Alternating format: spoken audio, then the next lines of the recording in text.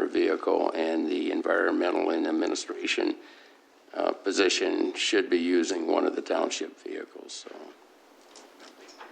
I'm sorry I didn't make any phone calls or call anybody. Okay. So the total amount of the budget will be the same? Correct. Okay. I guess I would have to know what accounts, I'm sorry. The environmental count is 226-708-009. I don't,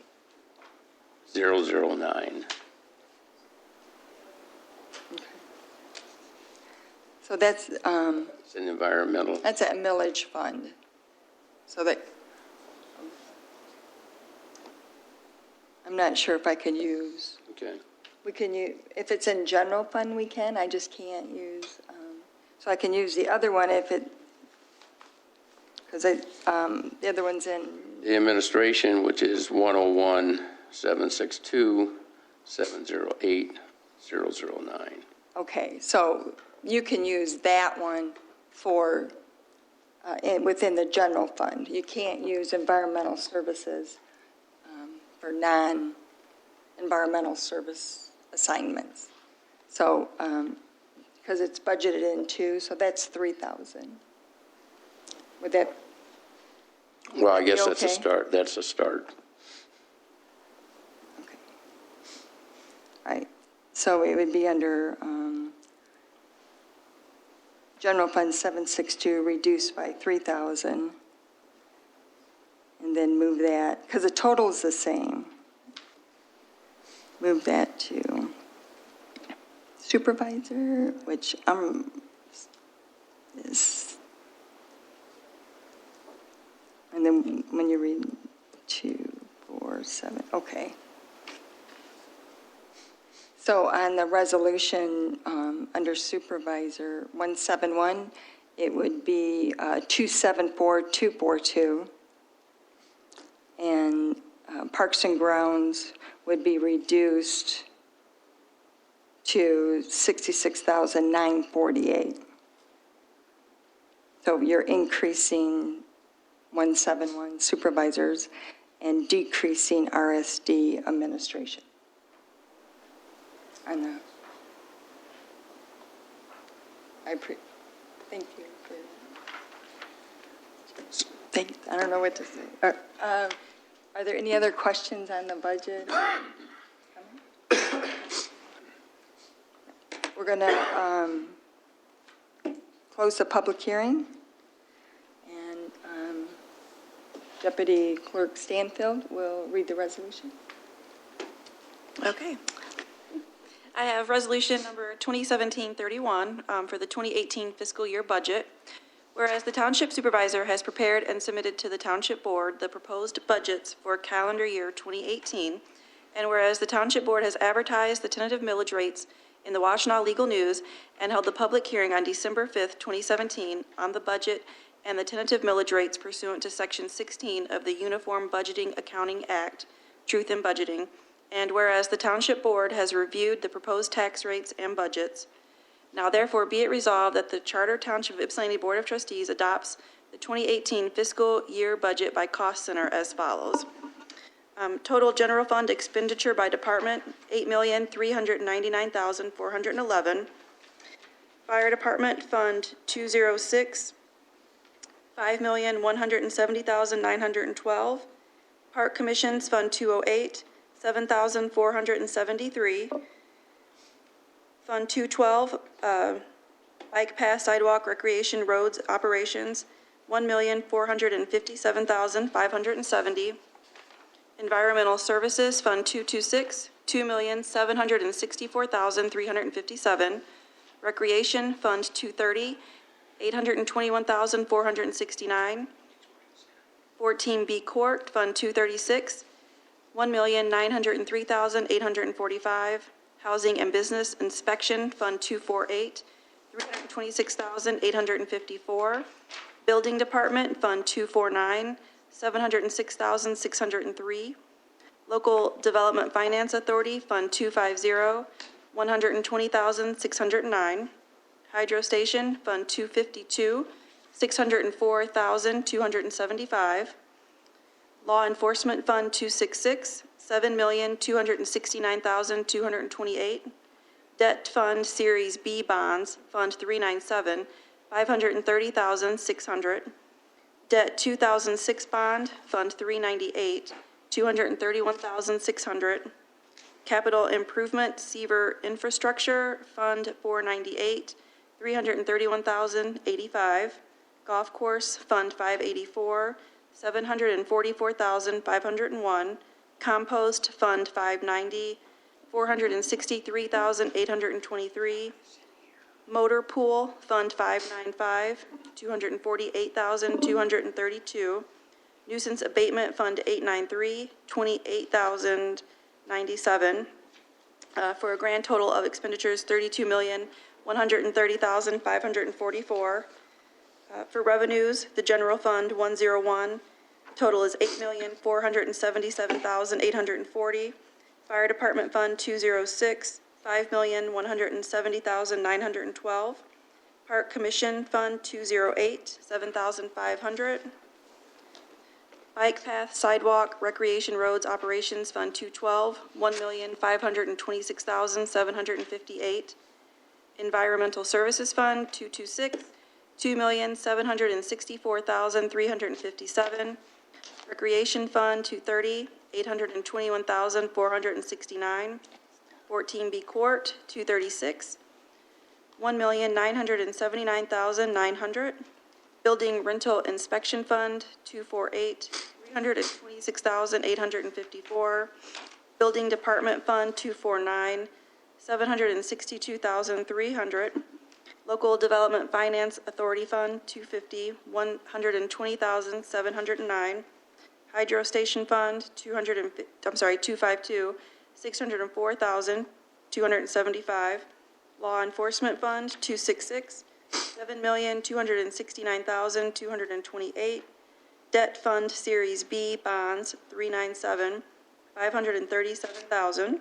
Debt 2006 Bond Fund, Fund 398, $451,694. Capital Improvement Seaver Infrastructure Fund 498, $331,085. Golf Course Fund 584, $744,501. Compost Site Fund 590, $463,823. Motor Pool Fund 595, $248,232. Nuisance Abatement Fund 893, $28,100. And then the levied property tax revenues and rates, for the general, the rate is 1.0167 with a revenue of $1,222,171. Fire Department, rate of 3.0962 with revenue of $3,721,930. Solid Waste, rate 2.1351, revenue $2,566,595. Law Enforcement, rate 5.8952 with revenue of $7,086,597.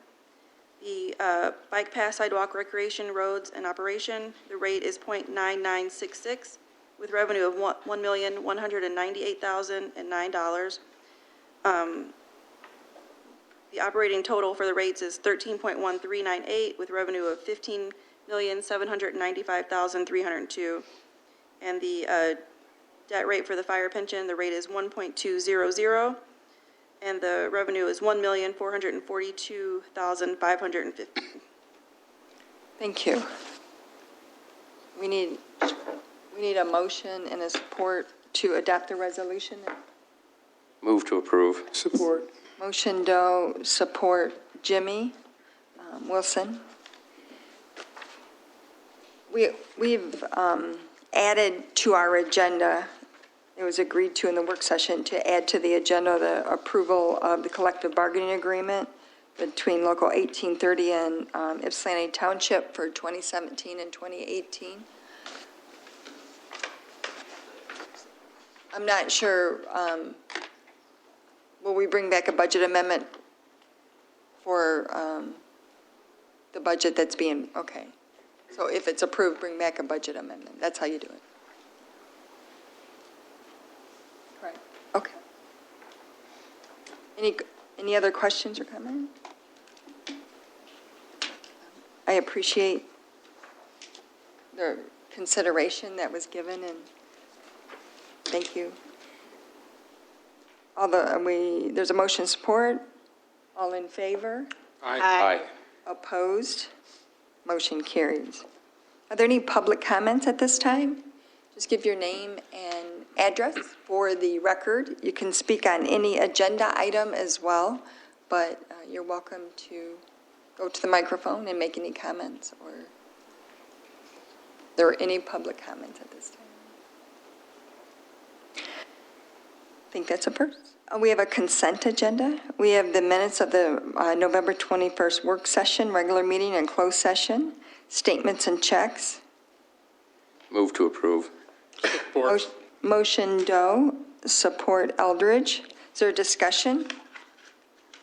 Hearing none, all in favor? Aye. Opposed? Motion carries. Attorney's report, is there any general legal update? Madam Chairperson, I'll save my voice for the other business item, but I did receive an email today. I notified Giovanna that the SBA Communications has notified that they are going to be sending out the final closing documents this week. That's for these two cell towers that we negotiated the sum of $740,000. And tonight you mentioned some of the Seaver Farm bond indebtedness, and those funds that we should receive here before December 22nd will in fact pay off that entire indebtedness owed on the Seaver Farm. So before the end of the year, it's not like a mortgage burning, but it's pretty close, because that indebtedness will be all gone. And that's a great thing for the township, because you go forward now, you don't have to worry about selling things that maybe you don't want to because you have a bond payment coming due. So now you're in a strong position to dictate who will buy that property and what it will be used for, because the property will be in fact owned free and clear by the township. So that is going to come to fruition. I want to give the board an update. Excellent. So you do think we'll get it this year? Yes. That's great. That really has helped with the financial. This budget, it was $540,000, was it budgeted in here for one of those payments. So as we've all agreed, we need to do capital improvements that we haven't really done, and I know there's a capital improvement list. There's a Parks and Recreation capital improvement list as well. So as a board, we can discuss. Of course, we don't have it in hand, Mr. Winters, and I always bird in the hand's worth two in the bush, but I'm pretty sure that we're going to receive it. I agree. So if we do, then that'll allow us time to really maybe have a working session on what capital improvements, and I go through the priorities that have been identified over the many years and move forward with that. Under old business, we have the request of Kurt Sherwood, Director of Golf, for approval of 2018 golf course rates and approval of the cart storage contract, and that was tabled at the November 21st meeting. We need motion support to remove. Motion to remove from table? Motion Ross Williams. Support. Support Eldridge. We need to do a roll call vote. Eldridge? Yes. Ross Williams? Yes. Lisa? Stumbo votes yes. Doe? Yes. And Wilson? Yes. It is now properly before us. Kirk? Good evening. Good evening. So as we left the last meeting and the rates were determined to be tabled, I did the best I could to try to come to a little bit of a consensus of where I could put the two together. My fear is if we kept the rate at 500 for the memberships, which seems to be the biggest concern, I don't know if everybody's noticed, but everything around you is going up. It's going up in price for labor, it's going up in price for chemicals, it's going up for anything and everything. And if we stay at the 500, you'd think you're staying flat, but you're actually going backwards. I know it's not going to write the budget by any means, but I think that we have to do something. And by going up $25, I think that's a fair way that we can kind of reach a consensus. However, because it was mentioned we wanted to have a senior rate, I proposed that went up $25, and then I proposed that the non-senior rate went up $75 to $575. To give you an idea on the membership, 85% is senior. So with that being said, that's my thoughts as far as with that. The other couple changes I did make, for the 5-day, I did decide that we would leave the spouse rate at $225. For the 7-day, though, I was looking to try to increase that by $50 because you are getting 2 more days worth of play.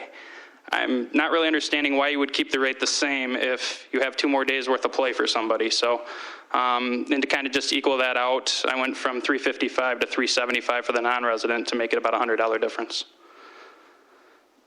So as far as the membership stuff goes at this point, I'll take any questions on that, and we can start there at this point. Okay, we do have a letter or an email from Minnie McMaster, and she asked that we read it into the record, because due to a prior commitment, I am unable to attend. At the last meeting, the proposed price increase for Green Oaks was tabled till the next meeting. Upon hearing our concerns, feedback from some board members, and attempting to find a win-win situation for the golf course and the residents, Kirk Sherwood, the director of golf, has proposed a 5-day senior rate of $525 and non-senior rate of $575, offering a discount rate for senior members, even though it includes a $25 increase. As most golf courses offer senior discount membership rates, I believe this is a good compromise as the golf course moves forward. Since there was no proposal to increase 7-day rates, there was no discussion to offer senior rates for 7-day memberships. This may be something that needs to be addressed in the future. As a senior resident, I appreciate Kirk considering the members' input as he continues to look for ways to improve revenue. In May of 2014, our golf cart was grandfathered in for storage at the rate of $250. My husband and I appreciate the opportunity to use this service and are in agreement with the $50 increase for 2018. Last but not least, I'd like to thank the Greens Clubhouse staff. A special shout out to the Monday crew, which was Darcy Slavin and Cade Hines. Our Ladies League appreciated how welcoming they made us feel, always going the extra mile. We hope to return next year and look forward to seeing Darcy and Cade. And best regards, Minnie McMaster, 1180 East Forest Avenue. Are there questions regarding this? Yes. Just a comment. And I know there's a question in the audience, look like, yeah. Okay, I can wait. I'll wait. I just have a quick question. You can stay here. Oh, I'm good. Go ahead. Because you can I'm right answer here. it. Okay. He just mentioned about increasing the spouse rate by $50 because it's a 7-day membership. Here's my only dilemma. My husband golfs every day. Everybody knows he's a 7-day-a-week golfer. I'm lucky to golf an 18 holes in a week's time, but I have to pay more because my husband wants to golf 7 days and I don't. So I don't know how you can rectify that, but I don't feel it's fair for me to have to pay for something I don't ever use. And you can attest, I'm not there on weekends. So I don't know how you can You need to give your name and, Oh, I'm sorry, Yeah. Darlene Duvall, 1107 Georgia. thank you. The person who types the minutes aren't here, that's why. Thank you so I'm much. sorry. No, you're fine. Find hon. out how that could work. All right, thank you for your comment. Are there questions, or Monica? Yeah, thank you. I just wanted to tell Kurt also, thank you for coming up with a compromise as it comes up to the 5-day senior pass. I really appreciate it personally. As a trustee, I know that was one of my concerns, so I appreciate that compromise. Thank you. Thank you. As far as the 7-day pass goes, and Darlene is correct, she hardly played on the weekends, maybe played once, during the season, but that's just one person out of the spouse group that plays on the weekends. I guess the same could be said, somebody has a 7-day membership and, they want to use 2 of their days or a 5-day membership, but they don't play much, so they want to use 2 of their days on the weekend. Is that this, that's kind of the same way I would look at that. It does not apply to her in the case that she doesn't play much on the weekend, but at the same time, the primary pass kind of dictates whether you're a 7 or a 5-day pass holder. So that's why I was looking at it that way. And I mean, I'm happy to take questions from people, you know, on the board that want to ask what your feelings are on it. If you feel that 225 is fair and you get 2 more days out of golf, whether it's not in her case, but in somebody else's case, I'd be happy to go along with it. But I'm just trying to figure out why then, you know, if somebody bought a 5-day pass, they could say, hey, I'll just play 2 days on the weekend, 3 days during the week, and I can go with the lower rate. Are there other questions? No. I just wanted to understand, so a senior citizen is determined to be 60 ages or older, correct? Yes, 6 year older. Okay, and so the rates for a senior on the league, is that what do you call it? Membership, senior membership. On the membership, correct. That's the new, It would be 525 instead of 500, correct. Whereas the non-senior rate went up 75, the senior rate went up 25. okay. And if you're a non-senior, it's, 575. okay. If you're a non-senior resident, Non-senior resident, correct. gotcha. I'm just trying to make sure that I understand that. Yeah, and I looked at Pierce Lake everyone was comparing it to and you're still less than Pierce Lake, right? And then we're going to look at other ways of increasing revenue, non-membership, I think is what Stan said, or non-players, like simulation, beverage cart, because we don't have that in a lot of communities. Correct. Golf courses do. So as we look at some of those new things, we'll bring them forward in 2018. Right? All right. Do we have a motion and support? Motion by Ross Williams, supported by Eldridge, is that right? That's to take it off table. Do we have a motion and support to approve it? A motion to approve the golf changes as outlined. Motion by Ross Williams, Support. support by Doe, to approve the 2018 golf course rates and approval of the cart storage contract. All in favor? Aye. Opposed? Motion carries. The next item under new business is number 1, Budget Amendment 17. Deputy Clerk Stanfield.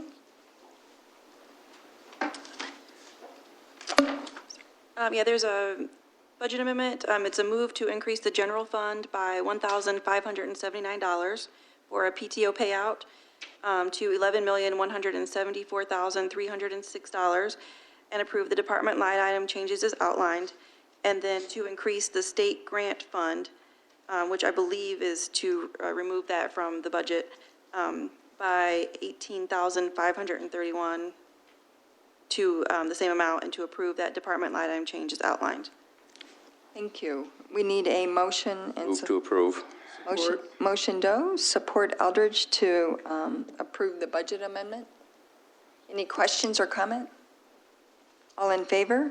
Aye. Opposed? Motion carries. Number 2 is a resolution 2017-11 reaffirming the resolution 2015-04, which is adoption of the housing affordability and economic equity analysis for Washtenaw County. Motion would be in order. Move to approve. Support. Motion Doe, support Wilson to approve the reaffirmation of the resolution. There was a presentation in the work session on this, and there's a lot of work to do to get equity within our county in regards to affordability of housing and overconcentration of poverty in certain areas. And they hope to right it within 20 years, so let's keep moving towards the goal. We have a motion and support. All in favor? Aye. Opposed? Motion carries. Number 3 is a request of Karen Wallen, the Human Resources, to extend the ASME bargaining unit contract, Township and 14B, and the Teamsters bargain unit contract if needed for a period of 90 days through March of 2018. Move to approve. Motion Doe? Support. Support Ross Williams. Discussion? Hearing none, all in favor? Aye. Opposed? Motion carried. Number 4 is a request of Karen Wallen, HR for authorization to post and fill the community engagement coordinator position within the Teamsters bargaining unit. I need a motion. Motion to. Move to approve. Motion Ross Williams, Support. support Doe. Karen? Would you- This is actually restoring the position, correct? Okay. Usually don't have this problem there. Karen Wallen. Yes. Good evening. As Supervisor Stumble mentioned, this is restoring a position that was actually in the Teamsters Union. Back in 2009, the Community Watch Specialist is what it was called at that point, retired, and at that point, we had internal employees that took over the responsibilities and have been doing those responsibilities. Bill Elling from the Ordinance Department did it for a while, and then Deputy Supervisor Tammy Keene did it for a while, and then actually Supervisor Stumble has been helping out as well. So we are coming back asking for the position to be restored to a full-time position within the Teamsters bargaining unit. There was a little bit of change done to the job description, just actually more of what things are called now versus what they were called and how it was referred to in 2009. And I'm not sure if the board actually saw information that I forwarded out by request of Trustee Gerald Rowe earlier today. But over the period of time, we have saved approximately $322,000 in the way that we handled this. That is wages only. That doesn't count any kind of fringe benefits or anything that would have been paid to an employee at that point. So we are asking for approval to post. It will be posted internal and external, both. And it is the intent to fill this position as a full-time position within the bargaining unit. Are there any questions or comments? Yes. I just have a couple, Karen. Was this a Teamsters position before? It was. Is that the reason it's back now? And did you give Yes. any consideration to making it a non? The position is within the Teamsters contract. Still? It Okay. is listed as an,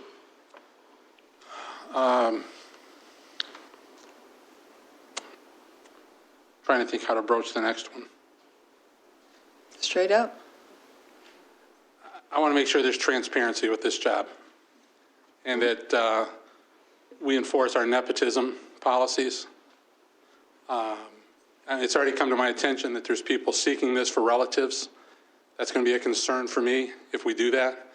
I'd like to go and find out who we can get without ties to the township so we don't continue in the perceived fashion that this township has sometimes been put in a light of just hiring friends and relatives. I want to find a good person. So I don't know how we work that,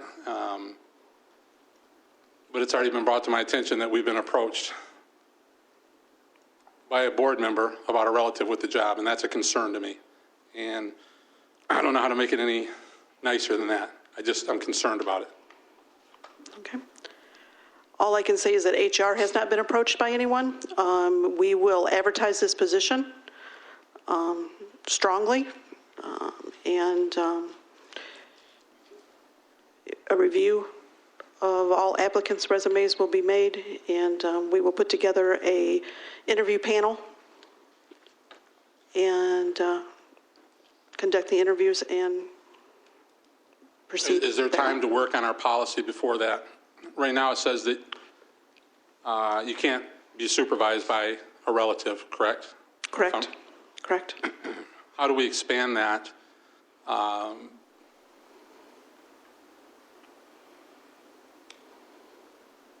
I'd just like to be able to sit down and talk about it maybe at some point. How do we expand that so that it's not simply, you're not in my department, even though you're a relative, I don't supervise you, but we all understand how the real world works too.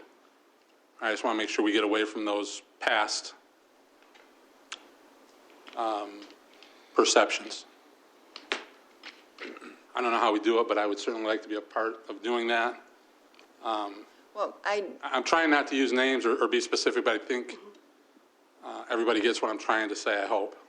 Well, I know that the nepotism policy states that, one of your relatives cannot work for you. They cannot, work, you cannot have You cannot authority over supervise, them. correct, Yeah, correct. so, I guess I'm just looking to expand that maybe, because at the end of the day, the board kind of supervises everybody, in a sense. not So- direct supervision, yeah. Is this referring to direct supervision? The policy was, that was the way the policy was wrote. I Right. will say this. There is a board meeting on the 19th. If the board members want to consider amending the policy, it could be brought to the 19th board meeting. This position will not be filled by December 19th. We'll have to advertise it, I would say, for at least 10 to 14 days. So that is actually the December 19th board meeting. Then we have to narrow the candidates down. We have to do an interview process. We'll be fortunate to have a person in place by the end of the year at this point. So if it's the wish of the board to look at that policy, there is time to do that, if they feel that's needed. Yeah, I mean, we can bring that back, but as far as this job description No, too. I would like to move ahead and get the position Right. posted. So would Yes, I. yes. I mean, we need to move forward, and you can do parallel paths, but Yeah. like, and I know from a nepotism, you cannot supervise. That is correct. So every department that I oversee and am responsible for the day-to-day operations, like, no relative of mine can be in that position. Correct. And the only other question I have, is this posted, first of all, I'm very excited to have, to restore this position. And I am proud to say that we carried on with it and at the same time saving $350,000 just in salary. That does not include, all the other benefits that would be. Correct. Right, so it's probably $500,000 savings. And we continue with the important program, and this allows it to get back to where Mamie had it. It was one person. You can build on the programs and have them actually here to assist and meet with residents. And Correct. so I think it's really good that we're restoring it. I like the changes that we've updated the new language to Correct. The past. It's a more called community engagement, and they just use different terminology. Correct. So I think that is favorable. But are we going to post it simultaneously from the Teamsters and externally? Per the Teamsters' current contract, yes. It gets posted internal and external at the same time. Okay, and so the salary is $41,600, I think it is, which That is is what the recommendation is. $20 an hour plus full benefits. Yes, they would get benefits based on their Teamsters contract. And you'll post it possibly tomorrow? Yes. Okay. And it goes simultaneously for 10 days, or 7 to 10 days, or is it 10 days? Internal, it's 5 working days. External will, of course, leave it out longer than 5 days. 10. I would say minimal 10 to 14. I mean, it needs to get out there and be available for people to see and have time to put together the resume and materials to get back to us. There were 3 Neighborhood Watch coordinators that have expressed interest in the position. So, I mean, that's good. That's well, 2, and then one of them was at a meeting, and because we were telling people that we're creating this position, we're going to post it. So I do think there's going to be a lot of candidates, because it is a good job, and it has specific skills, though, with it. Correct. And then you can discuss the nepotism policy and bring back your recommendation. Do you have recommendations with Stan? I can meet with Stan and we can discuss that. Okay.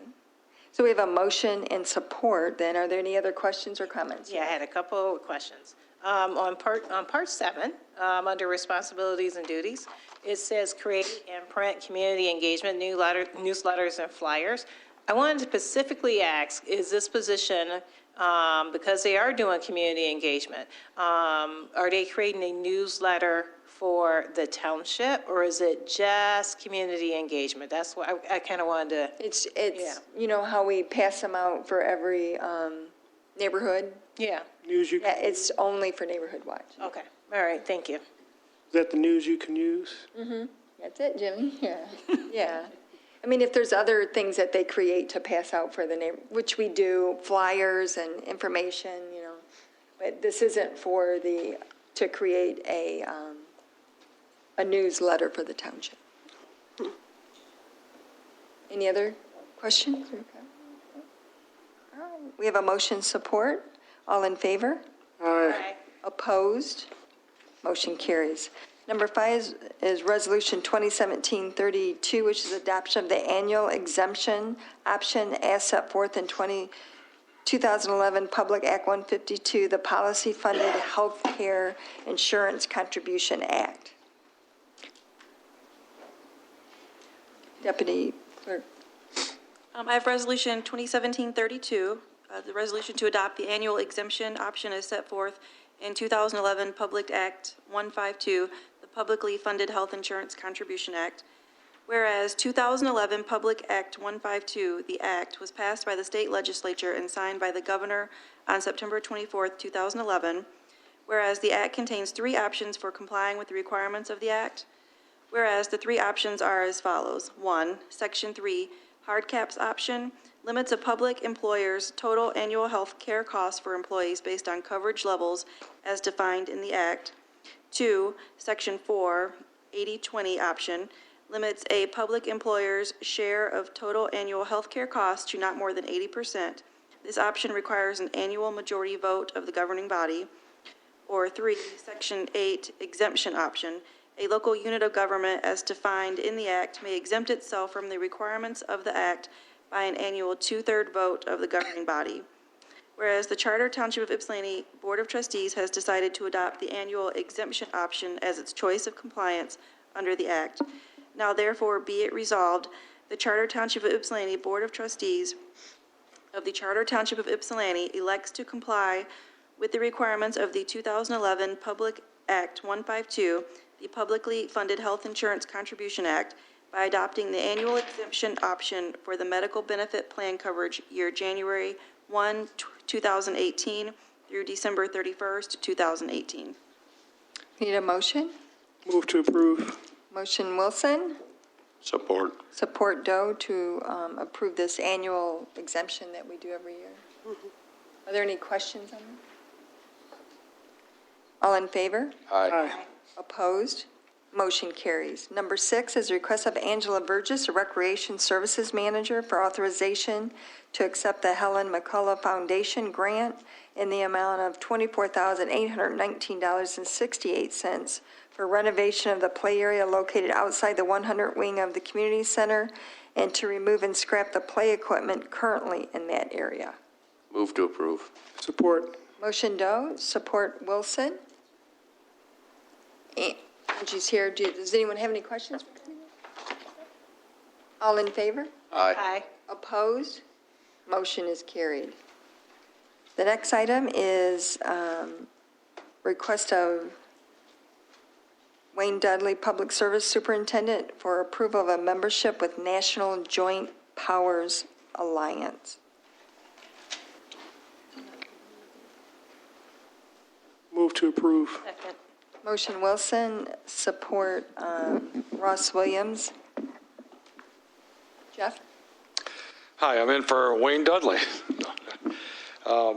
This came up, we were looking at the fuel systems, our fueling gas tanks, gas pumps that went up for bid. So the bids are due tomorrow at 2 o'clock, and some of the companies had come to us in the original pre-bid meeting and said, hey, if you're a member of this organization, it's already pre-bid. It's very similar to all the other things that we belong to, Mitten and My Deals. This is a national thing as well. So we would recommend that in the future, this be incorporated into the purchasing policy as we look forward to it, but. Which we need to revise. Right. Yeah. So that's why we're asking for the approval for the membership of this. Jeff, do you know if we do Minton and this company and then other bidders as well, do we have to choose their bidder? No, if we're a member of this, they will give us a better price based upon being us being a member. So we might save 3%. If, and go with, let's say we go with a lower bid, it might be 3% lower than it would be if we weren't a member. So it's not like we're tied into necessarily going with, with their corporate, their organization, I guess I'm saying. So when we bid a project, do we send a bid to this organization? No, we would just advertise that we're a member of this organization. We are entitled to their pricing. Same as My Deals. This is a national organization, though. So in My Deals, they've already have a fixed price, and Well, we they say bid it out. we My want Deal right. bids it out, And this as well is. But what we're doing an RFP, so we're not necessarily going to go with a low bidder, but we want to look at what systems they have and what suits our needs best. So it's just, you get a discount on being a member. I guess that's the best way I can put it. So if someone that bids on the project, their bid is reduced by 3%? Or? Right. They will give us a member's discount. I guess just think of it as that. If you went to Sam's Club and you were a member, you get a better price than somebody that wasn't a member. I just don't understand how you bid on it. I'm just trying to figure out the bidding process. Right. Well, this is for an RFP. I don't know about in terms of a bidding. So we've had 3 or 4 demonstrations already. Everybody's different. We're using an iCloud in some of them. Some of them are using hardwire materials. So much like when we did the camera thing, everybody had a different idea on how to hook it up, what kind of camera to use, what kind of pipe to use. So, and that's what we're looking at, the same sort of a thing. So that's why it's an RFP as opposed to just doing a straight bid. So we might have somebody who says, I can give you $5,000, but this is how you got to do it, and you got to jump through 5 hoops and spin around and stuff to get gas. We want something that's simple and be able to maintain our inventory as well and give us the reports that we need. So it might be a little bit more expensive. It's not like we're looking for the low bid. We're looking for the best fit for the money that we're spending. So this is specifically for the gas? Is that what brought it I think there's a lot of other groups, if you look at it. There's a lot of other types of things in there. But I didn't peruse all of those that are in there. But I guess I'm trying to think of, we have some other ones, like we belong to one that's a roofer type thing. There's a discount we get because we belong to, and I can't think of the group off the top of my head.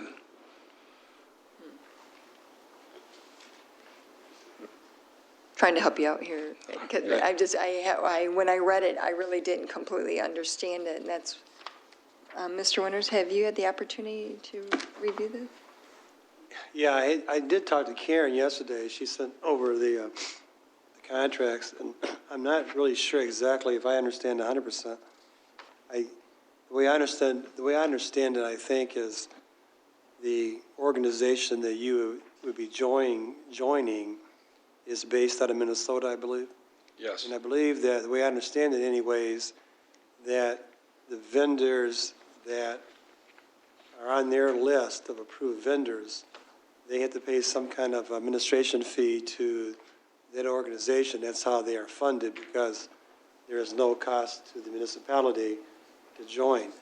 It just wasn't really clear in reading that at first glance, really yesterday and today, as to whether or not they take over the actual process of selecting the vendor, although they have to recognize in your own existing policies it was just not really 100% clear to me as to how to walk through an example of how it actually would work. And I'm not really sure if I understand it at this moment, if I'm helping or hurting your presentation, Jeff, because Well- I'm just trying to figure out what it is they're trying to offer. Yeah. Because it was kind of, on one hand, they seem like they're a one-stop shopping place where they can do everything for you, but at the same time, you still have a right to have your policies within the township followed. I just don't know how they were trying to balance those two different goals. I guess I feel like I get the feeling from talking with this group about that they're essentially pre-qualified. So you don't have some schmohawk group out there that's not, following rules or just low bidding, cutting stuff. This is, they've had to work with these groups and have some sort of a membership to it that they're at least a qualified person to be able to bid on the type of work that we're asking for.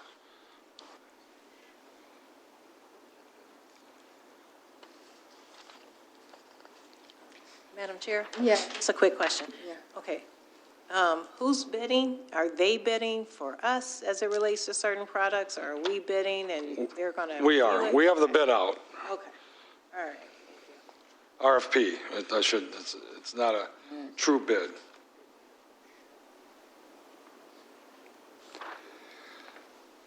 I'm not sure if they had some kind of a clearinghouse across the country, maybe. I don't know if they have a lot more potential vendors on their list that might otherwise be available locally. It seems like they have kind of again, they're based out of Minnesota, so I'm not really sure exactly how. The national level. Yeah, I mean, I know they have quite a large reach appears right now in terms of pre-qualified vendors. I just don't know exactly how they, match the right vendor with the right RFP in accordance with, for example, we have a prevailing wage requirement for work on the township buildings and things like that. I think that's part of our RFP that would go to them, I assume. Mm-hmm. But then, I was just trying myself to go through that contract to find out how it worked. I do know that there's a 30-day period that you can opt out of it at any time. I'm just not really sure exactly how it would work per se, because it wasn't really clear how they actually, if you took one example, trying to walk it through what it would look like, and maybe I just didn't have enough. Looking in here, it also looks like they could conduct the process for you if you'd like, but we don't want to do that. We want to conduct the process.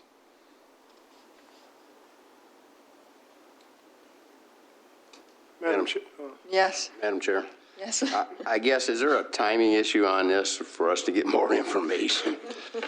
Well, yeah, I guess it's my mistake because I told Wayne he didn't have to come tonight, and he was the one that was shepherding this. And we just found out about it on Tuesday and got it on the agenda to get it. By the time the bids are due tomorrow, I don't know, at that point, if the pricing is, how the pricing is going to come in. Everybody we've been dealing with are basically we know what we're going to end up with in terms of, there's two companies that do the install of the materials, and it's the two companies we use most here, RW Mercer and Oscar Larson. And what it is they install different types of programs, different types of card readers, and that. And so it's going to be one of those two companies presenting 3 or 4 different groups. So Oscar Larson's the one who did our closure on our tanks. They've done most of our work on our tanks. They're going to be coming in with 3 bids, as they're going to be like a general contractor using somebody's product, whichever, and then we'll be able to determine which product. Now they're going to get a price. Oscar Larson's price will depend on whether or not we're a member of this group or not. The group will give them a discount on the card reader and that sort of thing. So, they're going to be bid out as an RFP, and we kind of know that there's not that many companies that even do it in the state. But there are all kinds of different kinds of programs that we've looked at. Ones that use we'd like to use our ID badges to swipe in but somebody also had one that was telephone, so you can do it off the telephone. So Travis has been in on those meetings, as well as I and Wayne, on, what kind of things we want. So this was one of the things that was brought up just to do that. I guess I don't have anything, I'm not Okay. prepared to give any other information. Okay, Giovanna, do you have anything else to add to this? That's all right. No, I did get an email from Wayne on this company, was it NJPA? And I did look up to see who were members. And a lot of the communities around us are members. I didn't write a list of them down. I do know a lot of schools. It seemed like a whole lot of schools were members of this. So I wanted to see who else was. I wrote just quickly, I just wanted to let you know that there's a lot of communities around us, city of Ypsilanti, Canton, and then a lot of schools that in Michigan, even though this is a Minnesota company. So I just kind of wanted to throw that out there for you. Okay. That's helpful. Are there? No. I'd recommend that I'd like to table this because I don't understand it. I'm sorry, Okay. Jeff. Normally we would discuss it in the work session, and we didn't have the time to do that, and I apologize for that. We would have had time to discuss it, but I, for one, and I read it and still had questions and didn't understand it. So if we could just.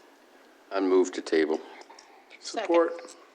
Motion, Doe, support Ross Williams to table this until the next meeting. Awesome. Eldridge, Yes. Ross Williams, Yes. Stumbo votes yes. Doe, Yes. Wilson. Yes. The agenda item is tabled. The next item is a request to approve purchase agreement with DTE for installation of 32 streetlights as described in the purchase agreement to be located along North Harris Road between Michigan Avenue and Holmes in the amount of $170,000,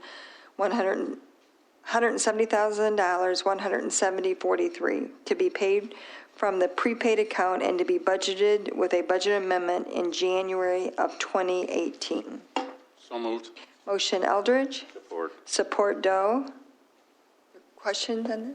Yeah, Madam Chair, Yes. this is not a special assessment district? Is that? No. This isn't creating a special assessment, right? Right. Okay. Yep. This is not in the special assessment district. So All right. this will, is part of the Harris Road improvements that does not include a roundabout, and it will be the same type of lighting that is on Holmes, Cross, and Forest Avenue to complete that section. So we have to approve it. Normally, we wouldn't do it, but it takes 6 to 8 weeks to actually get the equipment in. So we have to make sure that the equipment's with DTE is ready for when they start the actual construction in 2018. Any other comments or questions? We have a motion support. All in favor? Aye. Opposed? Motion carries. Number 9 is request to approve the purchase agreement with DTE for installation of 31 streetlights as described in the purchase agreement to be located along Veterans Memorial Drive and in the parking lot at the Civic Center in the amount of $130,022.01 to be paid from the prepaid account and to be budgeted with a budget amendment in January of 2018. Move to approve. Support. Motion Wilson, supported by Eldridge, to approve the lighting in this area, which is really needed. And I was looking at the map. Jeff, it does go behind the building as well, correct? Yes. Like in the back here, the employee entrance in the back? I don't believe that board does. I was afraid of that.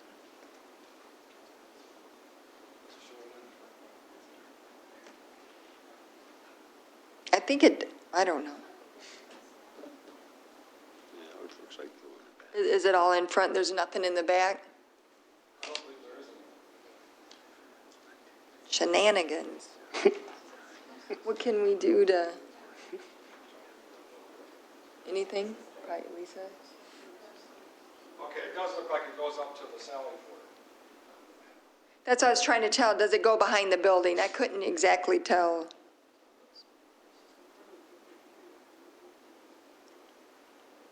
I'm looking at it. It does. I'm looking at the map, and It does. It goes back. does it go? It does go in the back, okay.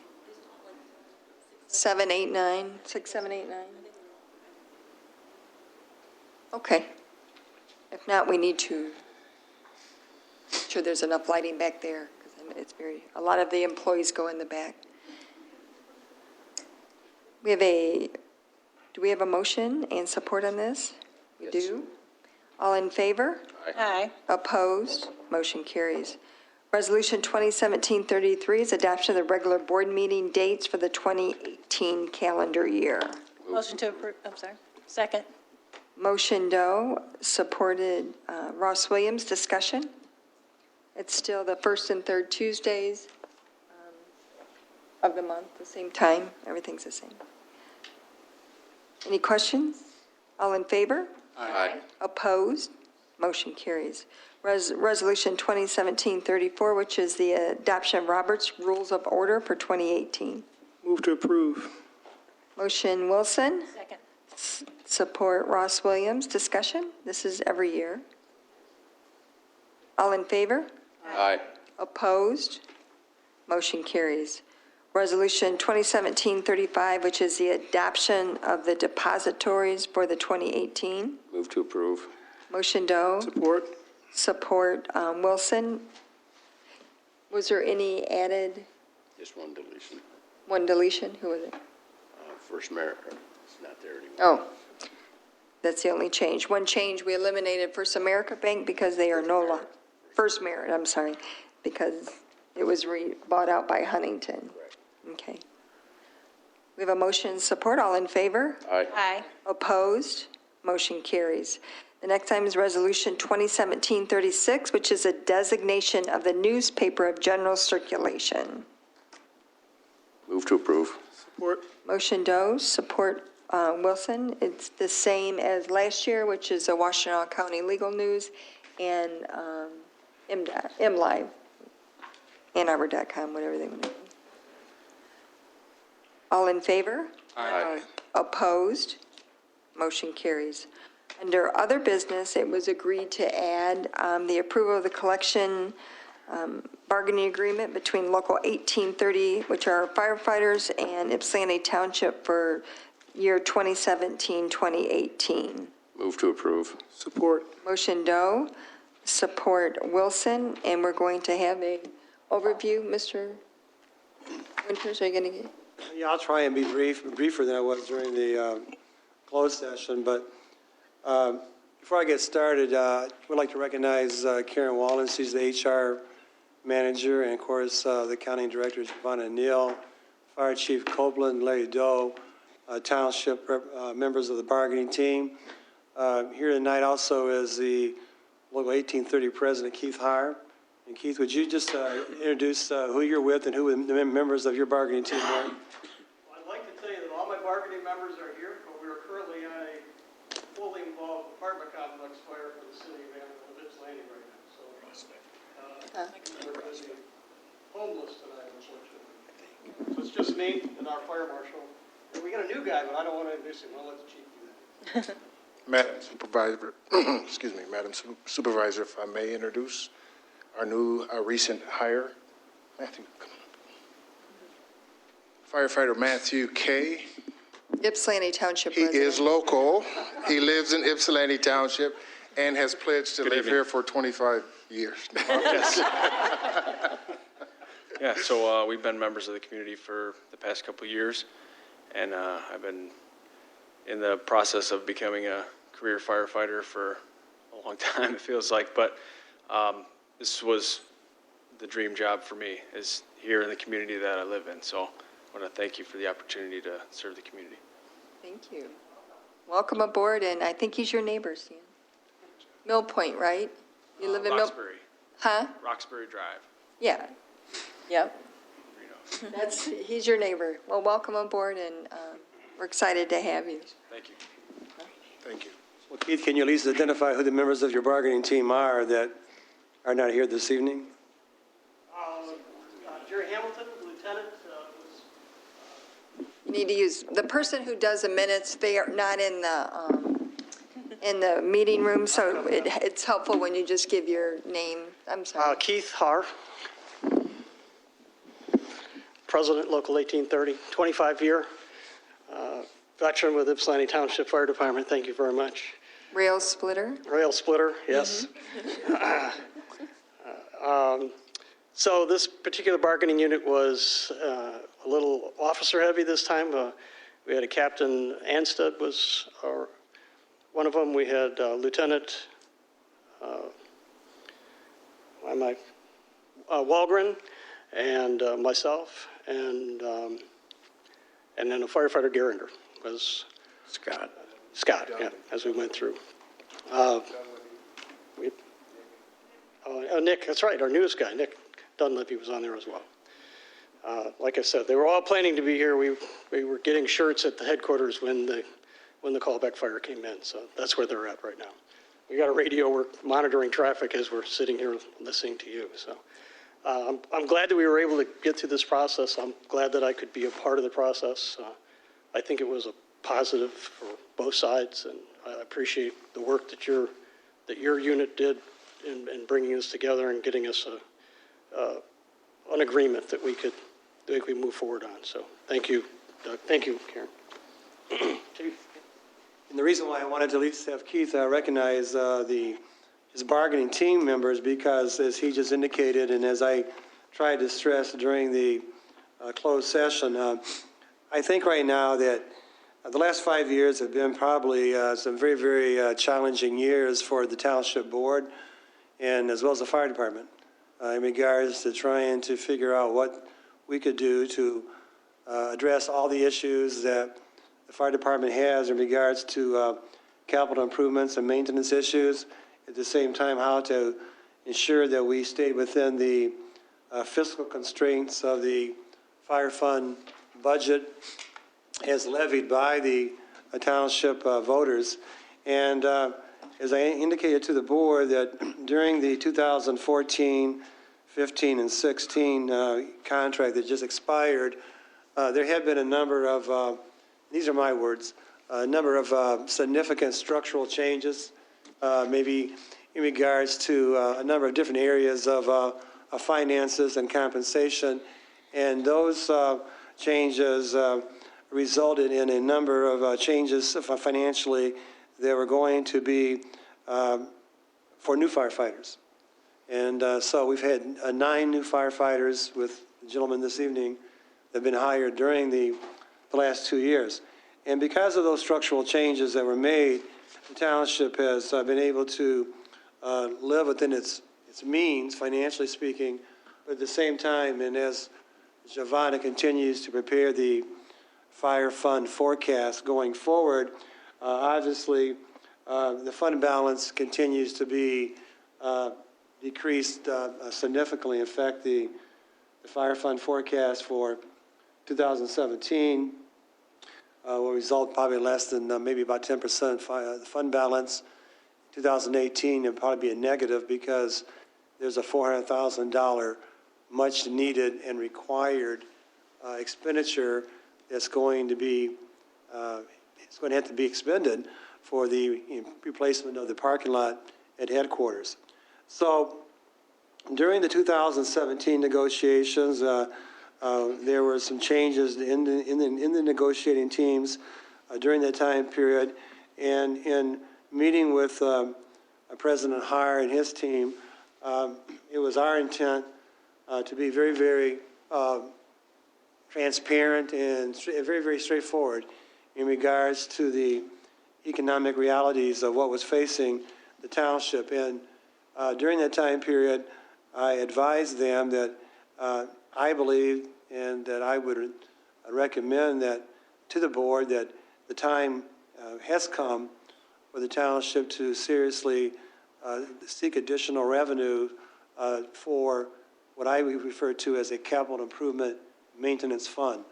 There are a number of items in the fire fund budget that currently right now are significant items that are maintenance related and capital improvement related that we believe right now that the voters of this township should be at least given a chance to determine if they wish to pass a millage of .50 for the next 5 years to allow the firefighters to continue with the capital improvement, the fire chief, capital improvement plan that he has prepared. And at the same time, as he indicated tonight, they're on a mutual aid call at this very moment in the city of Ypsilanti. That continues to have a tremendous impact upon our equipment, upon our fire trucks, and the need to continue to replace new fire trucks, given the use that they're using, that they're being utilized, even more so. Mutual aid works both ways, but at the same time, it does require the township to make sure we have our equipment ready for our residents in any community that requires a mutual aid call. So during those conversations and negotiations, I don't think that probably in most cases, no one's ever going to be 100% happy with what you come up with. But at the end of the day, I believe that this is the first time, at least during my tenure as township attorney, I've only been involved in negotiations with the fire department during the last 4 years. But during that time period, I know there was some skepticism on some of the firefighters' part that we would truly seek board approval for a millage increase for capital improvement and maintenance. And so I had given my word to the firefighters negotiating team and the rest of us as well, that if we could at least live within our means as we go through this process, that we would recommend to the township board that we go forward with a .50 millage increase in May of this year for capital improvements and for maintenance. At the same time, there was no way that we could turn back the time 3 years ago and go back and renegotiate all the things that we had negotiated going forward, because, again, we're trying to ensure the long-term fiscal stability of the fire department. As part of that negotiation process, keep in mind that in 2014 and 2015, the firefighters received a 0% wage increase. In 2016, they did receive a 3% increase. In 2017, it's a recommendation of the township bargaining team that the firefighters receive a 3% wage increase for 2017. In regards to 2018, it's our recommendation that they receive a 2.5% wage increase in 2018. In the event a millage is approved by the voters that allows the capital improvements and maintenance fund to be established, then they would, as part of this contract, receive an additional 0.5% increase for 2018 for a maximum of 3%. During this time period, I believe the firefighters also became aware of the transparency of not just the bargaining team, but the township board in general. We cleaned up some of the language in regards to what happens to a firefighter if he or she becomes medically disabled. And this was in response to a situation where a firefighter became medically disabled, and under the terms of the state law, that firefighter is only entitled to receive a multiplier of 1.5% until the firefighter receives 25 years of service.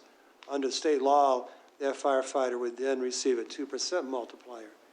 In our negotiations, we had advised this bargaining team that there was a firefighter that had been disabled, that medically retired rather, and that that firefighter would receive the 1.5% for 7 years during the disability, but upon the 25th year of her eligibility, she would receive the 3% multiplier that was part of her contract. That's what she would have been entitled to have received if she had been able to fulfill those remaining 7 years.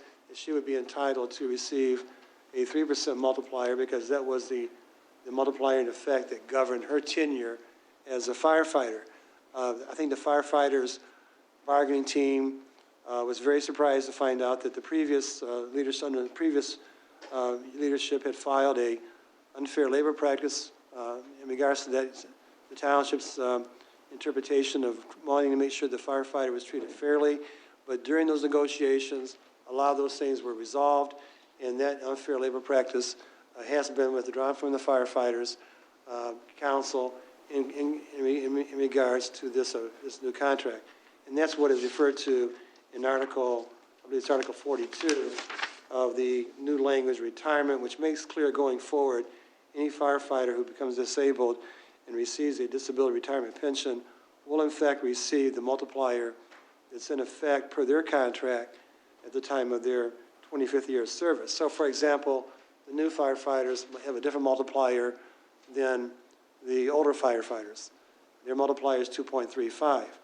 That's what it is currently today. So that's still a higher multiplier than what state law mandates the townships provide. And I'm just illustrating that point because during this process, I believe the firefighters are also committed to working very closely with the township in a partnership to ensure that we do what's best for the township residents. The township firefighters are our first responders. They do a tremendous job in saving lives, saving property, responding to scenes of accidents that, quite frankly, none of us would want to see firsthand. They see it all, and I know what they have done. I've seen it firsthand myself.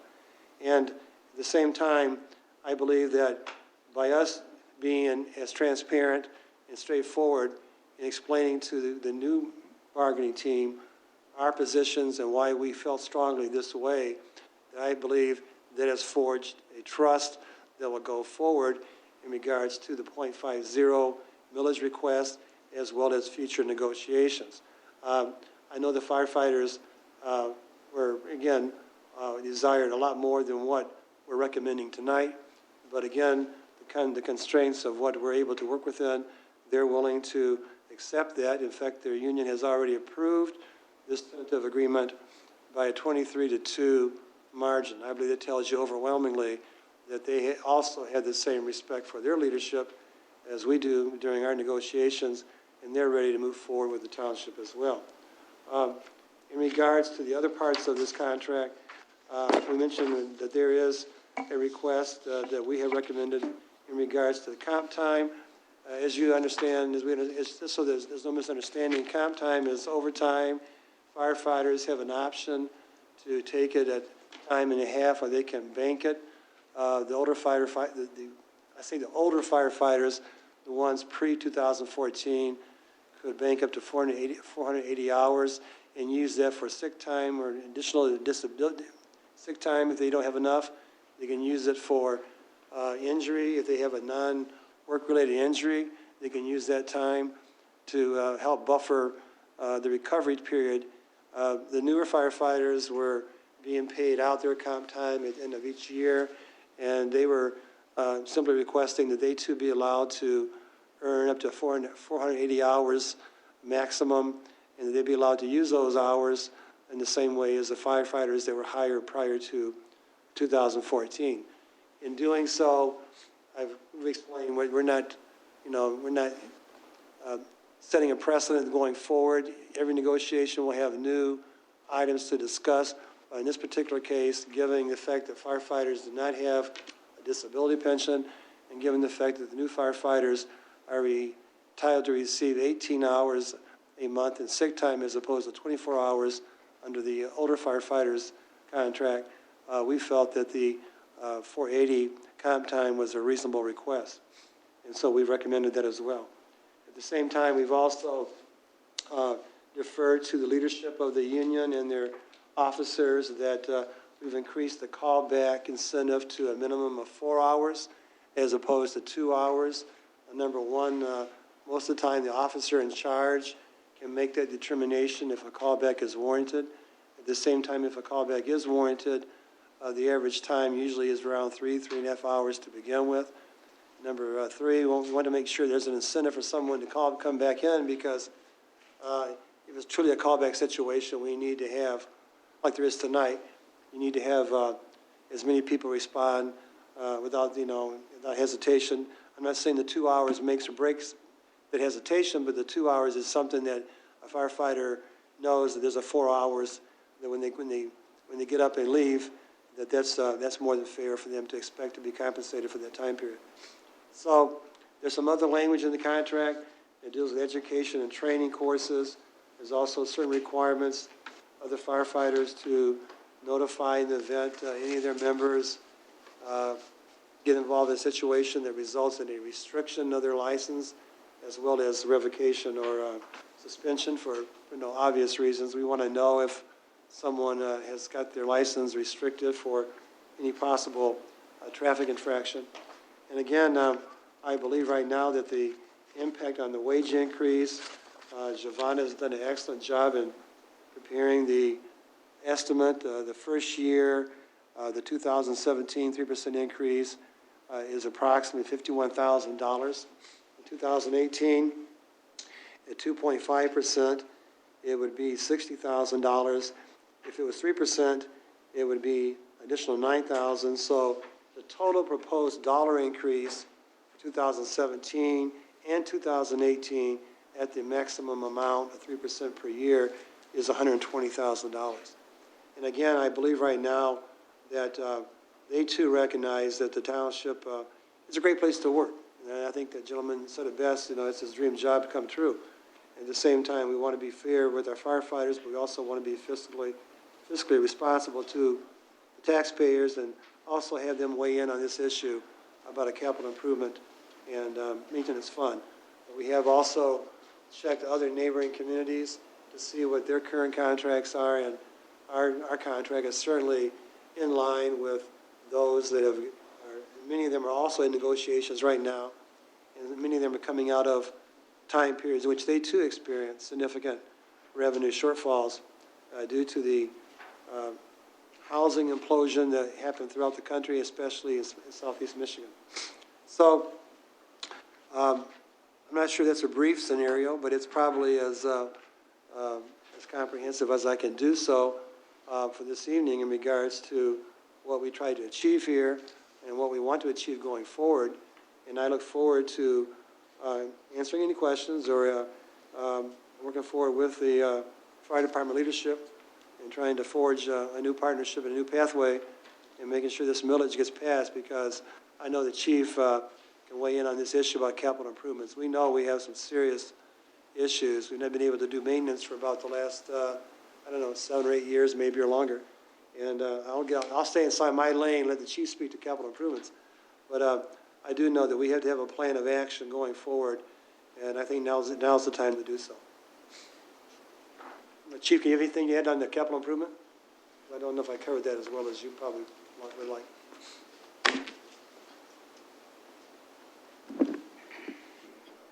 Madam Supervisor and Board, I just want to add to what I said earlier about my experiences here for about the last 8 years.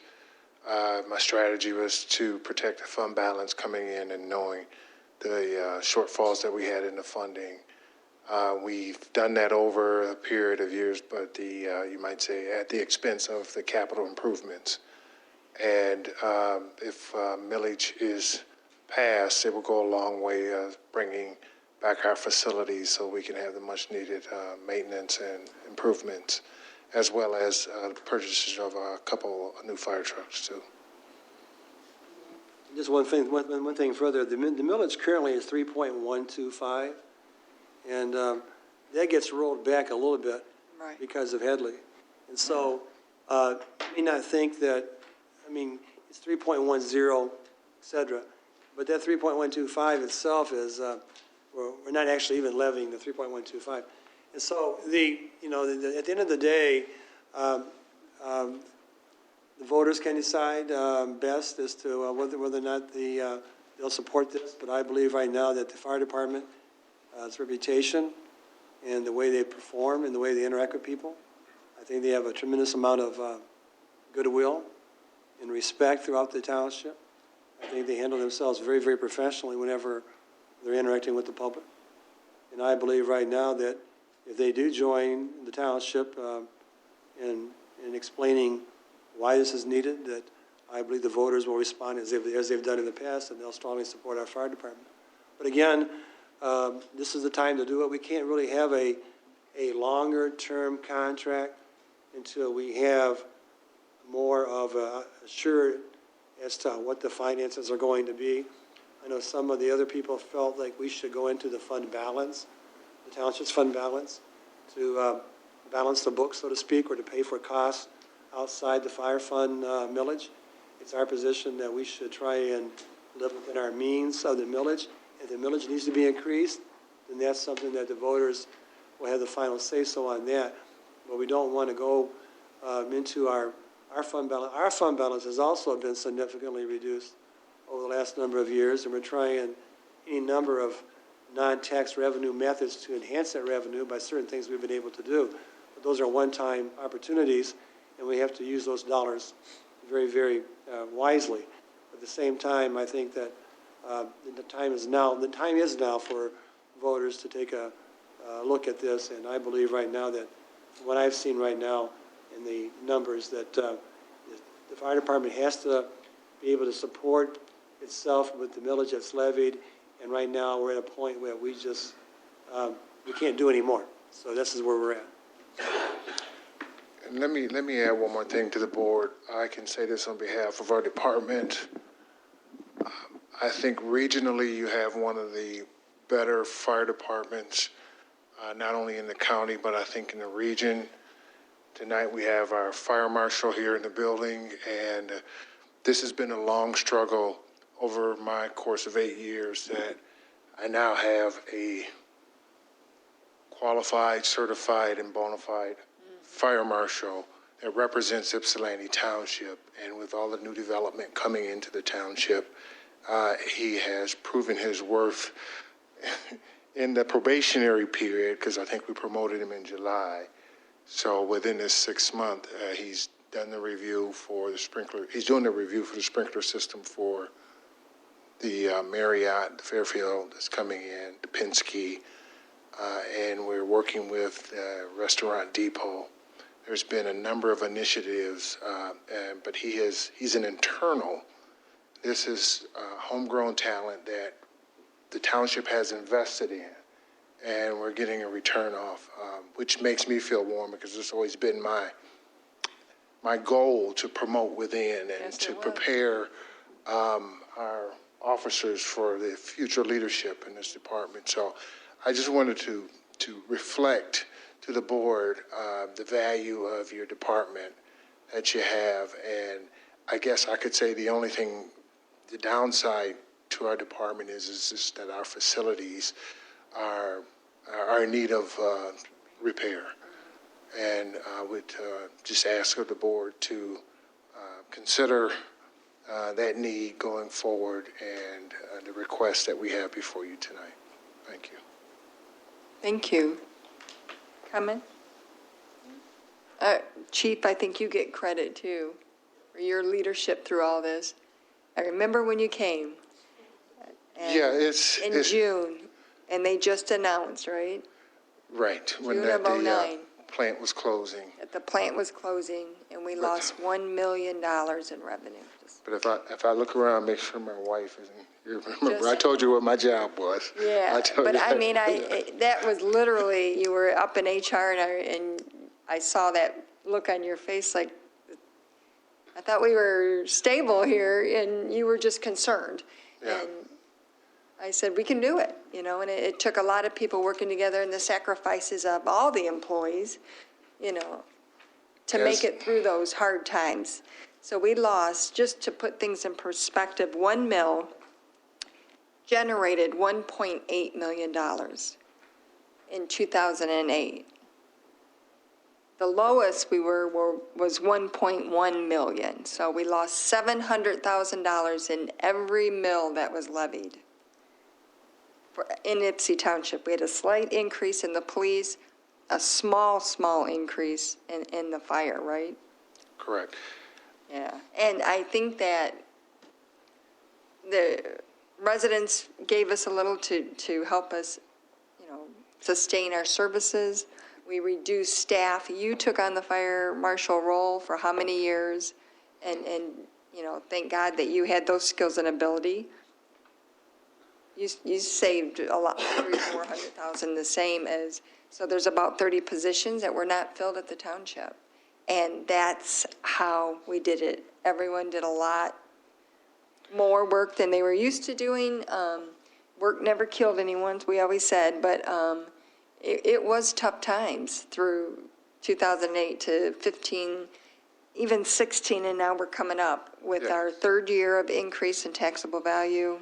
American Center for Mobility, we're seeing new development, new residents, so a lot of the values of our homes are increasing now. So we do have a factor, though, of almost $0.1 million, which is $100,000.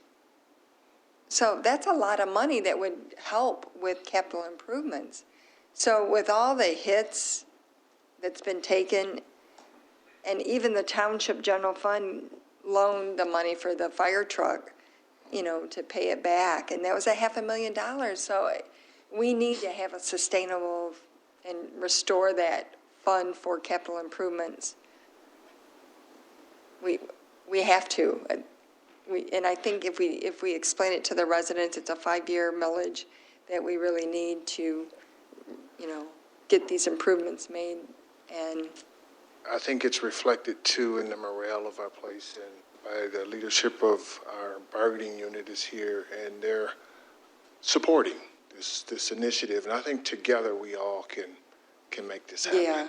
yeah, I just really appreciate what everyone has done through these I've been elected, I start my 30th year, November 20th, of being elected, and those were some hard times that everyone went through, and everyone sacrificed and pulled together and worked together. And I'm very thankful, and the residents help. It just, through the hard times, some good things come out of it. And I think we all work together for the betterment of the community. And it's time to move forward with positive investments and maintenance and restoring some of the lost wages that we have. But I just appreciate your leadership as well through this hard time, and you always wanted to promote the fire marshal, and we tried, I don't know how many times. We finally got an ace, but we really tried, and I was at a point where let's go outsource it. And you said, no, let's try one more time. And you were right to do that. Yeah. So I know we had the talent within. It's just a matter of I had some hurdles to get through. Mm-hmm. It was just a challenging time. Sometimes I say we need, it's like post-traumatic, because we were so used to being on defense and trying to protect the community and anything else from falling. And now we're coming out of it, and we get to think a little bit differently, and I'm glad for that. I'm glad for the community, I'm glad for the employees and the residents. So we got to keep it going. Yeah.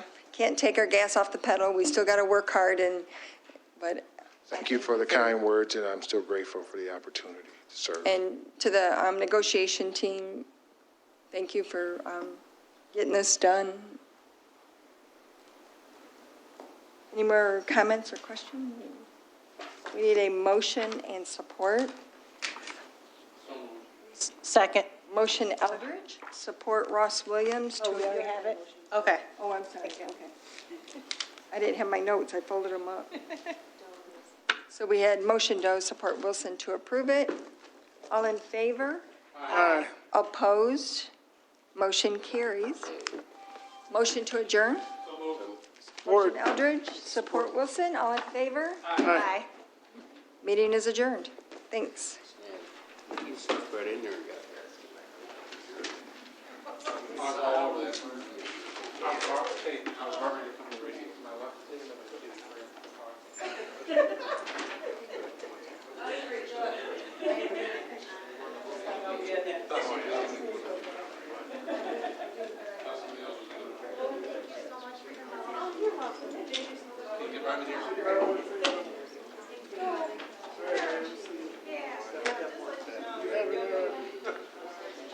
After next board meeting? Yeah. Hey, Brenda. Stan, next board meeting, we'll go over the house. Sure. It's my birthday. You can buy. Okay. mention them on. Try to get